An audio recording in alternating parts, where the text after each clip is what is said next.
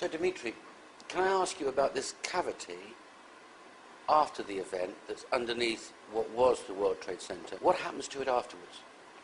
As you can expect, at first the cavities were filled with some liquid hot material, which resulted partly from the melted material, so from cooling down of the gaseous materials. And these extremely hot liquid materials will just retain some temperature for about a year, and eventually they will cool down and set as a solid matter. Which explains the molten steel that was found 3 months afterwards.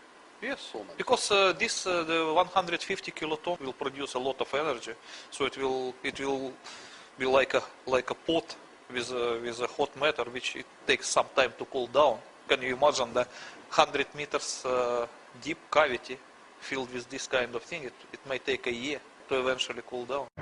Out still on the rubble, it's still, I believe, 1100 degrees. The guy's boots just melt within a few hours. But here we are, 8 years on. Do I take it that it's been filled with some material? Yes, definitely, because they have to fill it with something which first of all will prevent the radioactivity injuring the people on the surface.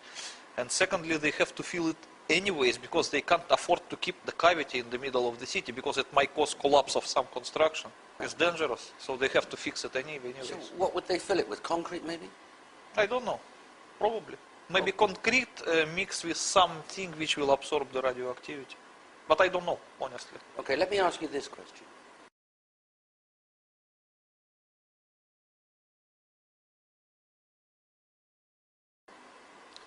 Let's say that some people might doubt your explanations Yes. for the collapse of the Twin Towers and your explanations for what's underneath them. If one were to drill a borehole through Yes. to the external bottom part of the cavity, Yes. what would one find? They would find the former materials that were firstly gaseous, then liquid, and then become solid, and it will resemble a kind of volcanic glass. The volcanic glass? Yes. Okay, and if that... Because you have to understand one thing.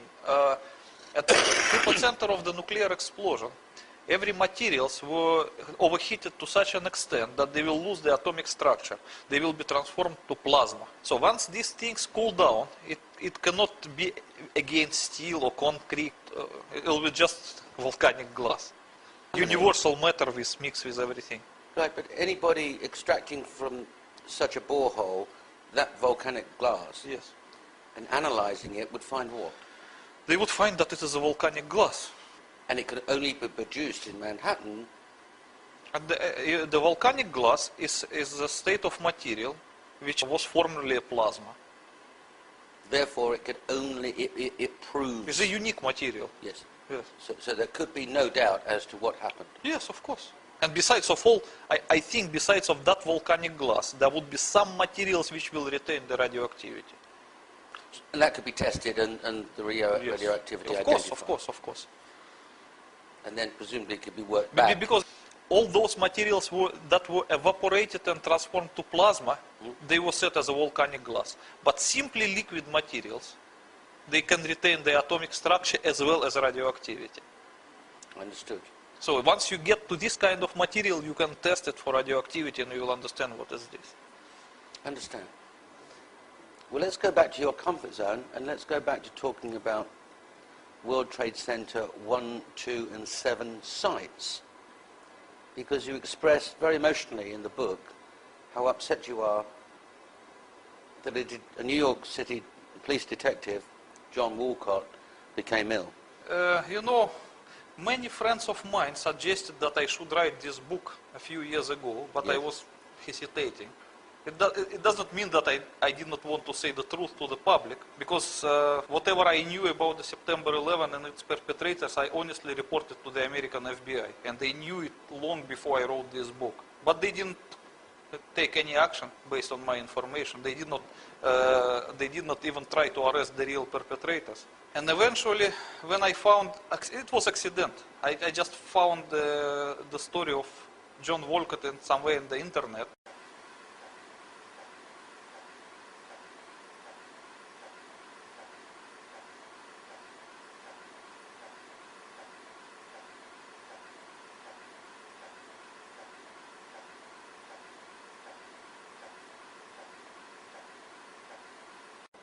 And it was said that he was surprised while working at Ground Zero that the certain FBI agent entered Ground Zero in the full hazmat suit, while the others who worked there, they were just totally unprotected.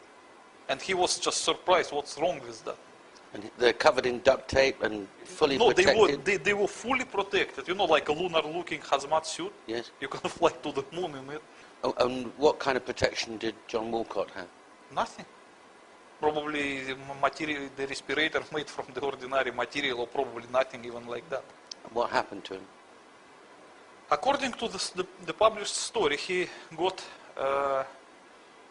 sick with the so-called leukemia, which is a typical consequence of the radiation sickness, which resulted in his bone marrow transplantation.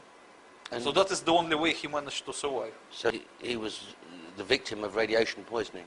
Of course, as many other Ground Zero responders who worked there unprotected and freely inhaling the radioactive vapors. And what happened to him afterwards? As I told you, that he was so sick that it required bone marrow transplantation to save his life, because his blood was not regenerating. Because the bone marrow is the first thing which is damaged by radiation usually. So when you see this kind of thing, that is the consequence of the radiation sickness. It can't be anything else? It can be anything else, but the bone marrow is the first victim of the radiation, always. It's the most sensitive to the radiation. But he survived, didn't he? He survived because of the bone marrow transplantation. He was lucky to get the transplant. But some other people were not so lucky, they just died. And the quality of his life? Look, when you get the bone marrow transplantation, you will be like invalid for the rest of your life. You have to take anti-rejection medicine, as with any other transplant. You have to, you have to cover your mouth not to accidentally get any infection, because your immune system virtually ceased to exist. And so he'd have to live in his own home but not go outside because of his immune system? Yes, as with any other transplant.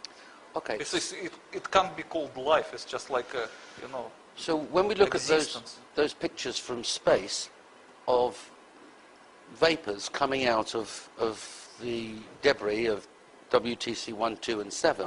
you mean yes. this, yes? Yeah. Yes. Ground Zero workers were inhaling those vapors. Yes. So why haven't we seen a story in the New York Times that 10,000 workers are all dead? What happened to them, and how would that be suppressed? It's easy to suppress because when people get the radiation sickness, it's normally not acute, it's chronic.